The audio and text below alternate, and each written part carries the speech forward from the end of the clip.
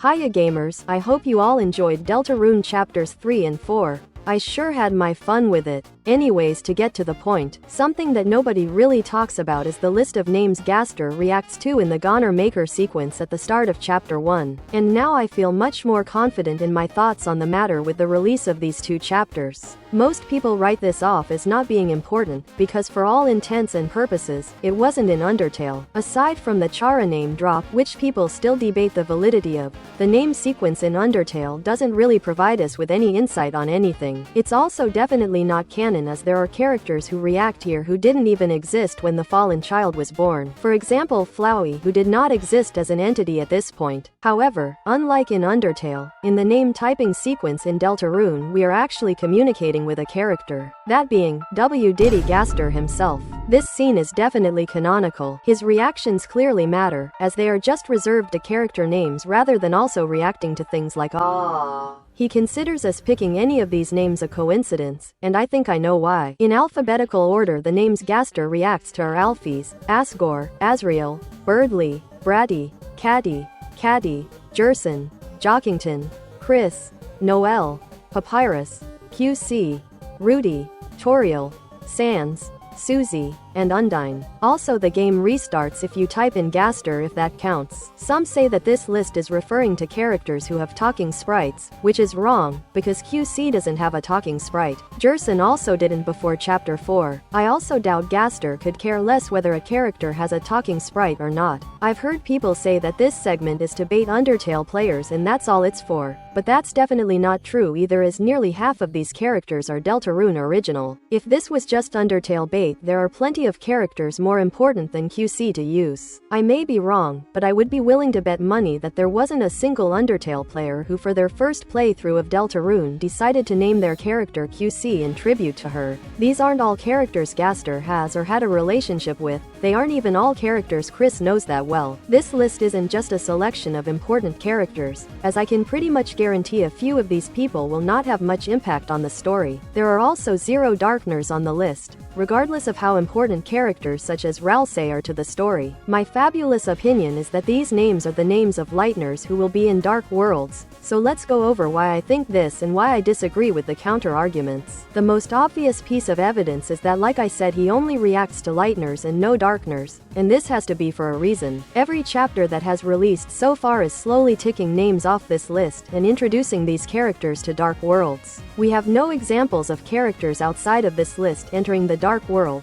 except maybe the Knight, but I'll get back to that. Gaster says it's a coincidence, and these characters being people who will enter Dark Worlds seems like the only reasonable coincidence that this could be referring to. The only other link these characters have is that they live in Hometown, and if that's the coincidence Gaster is referring to, I don't understand why he doesn't react to all of Hometown's named characters. This would also make it especially weird that a corpse is one of the people he thought was of note. I really don't buy that all of the characters Toby chose to have Gaster react to just coincidentally happen to be the characters who have shown up in Dark Worlds so far, and that other characters on this list won't in the future. I already kind of believed in this list before chapter 3 and 4, but now I'm fairly confident in it. Birdly, Noel, Susie, Jerson, Chris, Undyne, and Toriel have all been in Dark Worlds and are all on the list. And like I said, the game does sort of react to you typing in Gaster, and he's at least interacted with us in Dark Worlds. The fandom is pretty certain of Asgore being in a future Dark World, which I was inclined to believe in anyway, as he is on the list. I suppose I'll see what happens with chapter 5 before I'm 100% on it, but this list seems like a very good source for now. This list was the main reason I didn't think Napstablook would be in chapter 3, and it was the main reason I didn't think Alvin would be in chapter 4's Dark World. So I guess I owe it my loyalty, as it hasn't failed me so far. I had Jerson and Alvin as the thing in the back of my mind to decide whether the Gaster list is accurate or not. If Alvin was in chapter 4 and Jerson wasn't, I would become a list denier. And if Jerson was in chapter 4 and Alvin wasn't, that would convert me. Clearly I've now been swayed. Before chapter 3 and 4, whenever I said to people that the list mattered, Jerson was always the reason they opposed to it. I always somewhat believed in the Dustner idea, because it's just too juicy of a concept not to use. Jerson not being involved in this chapter would be a waste of the theme and setting. Anyway, basically my point is that now that a literal dead character on this list has appeared in a Dark World, I really think there's no reason to take huge issue with anyone else showing up. Everything is on the table, so to speak. People don't like the idea of this list because they don't care about some of the lesser characters on the list and don't want them involved. I sort of get that, but I think Chapter 3 shows that being in a dark world doesn't necessarily equate to screen time. Some of these characters will definitely have more relevance than others. It's entirely possible that a character can be in a dark world with minimal screen time and/or relevance. I don't expect a Birdly-type character arc or Undyne-level plot significance for all of them. There are also some people who were adamant that Undertale characters would never and should never be in dark worlds, but again after Chapter 3 and 4 this point is moot. The only piece of evidence there may be against this list is that the two main night suspects are not on it. Carol and December's names are not ones that Gaster reacts to. I am somewhat willing to make an exception for this though. Firstly because them being the night sort of puts them in a different category, and secondly because of the names. Des is referred to as Des and December almost equally, so it would be hard to choose a name for the Goner Maker, and Carol's name wasn't confirmed until Chapter 4, so Toby couldn't reveal her name in Chapter 1. Also, if December is the night, she's presumably pretty corrupted. I'd be surprised if we chase the night out a dark world at some point and it's just a regular normal looking unharmed Des.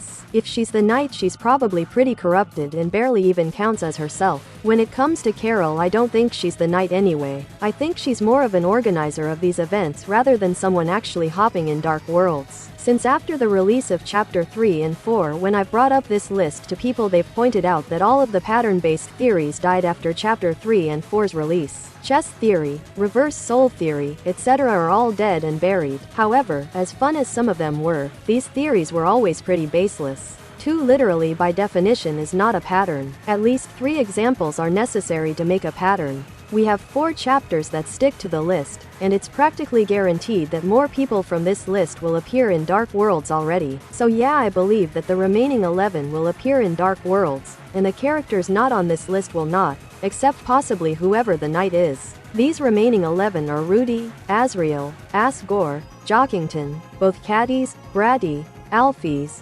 QC, Sans, and Papyrus. If you are an Asriel's Dust believer, you can tick Asriel off and make it 10 if you'd like. Aside from Jerson, the most problematic member of this list being ticked off, the other main reason I am a list believer is QC. If this list is not referring to people who will be in dark worlds, I have absolutely no idea why Gaster considers this a coincidence. QC is such a random character to pick for this. Like I said earlier, she's such a minor character that she doesn't even have a talking sprite. I genuinely can't fathom why else she would be here. It's not even a good bit of bait or a red herring because no one ever talks about it. If you don't think this list is foreshadowing who will be in the dark world, please leave a comment explaining what you think it's for, because I see no other explanation. I'm 100% certain most of these guesses will be wrong, but I'm gonna give some ideas as to when, where, and how these characters will be involved in a dark world. For the most obvious placement, Asgore will most definitely be in the Flower King Dark World, which is most likely next chapter. I think that Caddy, Jockington,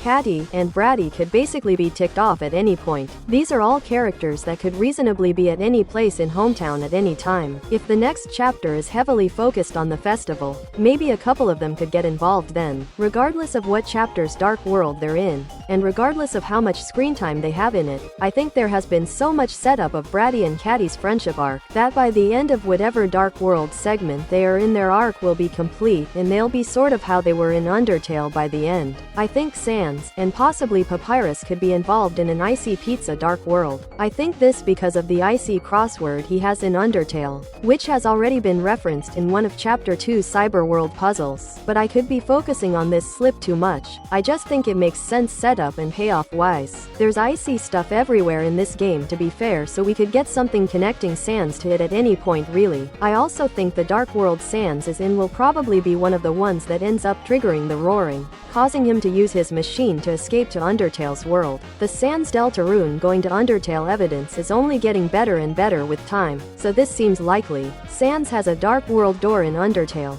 and the way he gets to places by going the wrong direction follows some of the dark world logic we see. So this stuff has to be paid off at some point. I think we're generally too focused on the idea of each chapter having its own individual dark world in one setting with one theme. It's very likely we're gonna get a chapter at some point where several dark worlds will be opened in multiple locations. So I'm not necessarily saying an Icy's Pizza dark world will be the penultimate dark world of the game or anything. We could very well get several dark worlds with different themes in upcoming individual chapters. I'm not sure when Azrael is gonna show up in a dark world, but probably towards the end. He's kind of the hardest character for me to place. I'm not even an Azrael is dead believer necessarily, but sometimes I almost convince myself of it just because I find it so weird and hard to actually picture him being in this game and doing anything. Maybe he'll show up at a time similar to Papyrus based on what Sans said in Chapter 2, whenever that will be. One thing I haven't considered until writing this is who could get involved in the Bunker Dark world when we eventually get there, and I think Alphys is definitely a reasonable candidate. It would make sense for her to be there, I guess. Undyne is stuck there, which could be a motivating factor for her, and she's smart, so if her help was really needed I could maybe see the Fun Gang getting her involved if they had to. Although Susie seems pretty against getting people involved, and I'm sure Chris is too,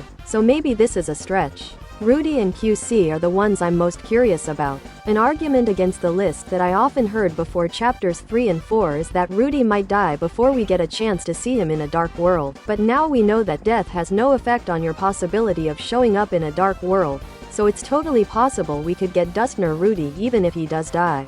I'm not sure how this would occur. The first fever dream idea that popped into my head is that Rudy will die, Noelle will be devastated, and then Susie or Noelle or Chris may try to resurrect Rudy in a dark world as Susie and Chris learned how to with Jerson. The Jerson dust thing feels like setup for something, and I think something along these lines could be it unless we're going down a certain Azrael flavored dusty path.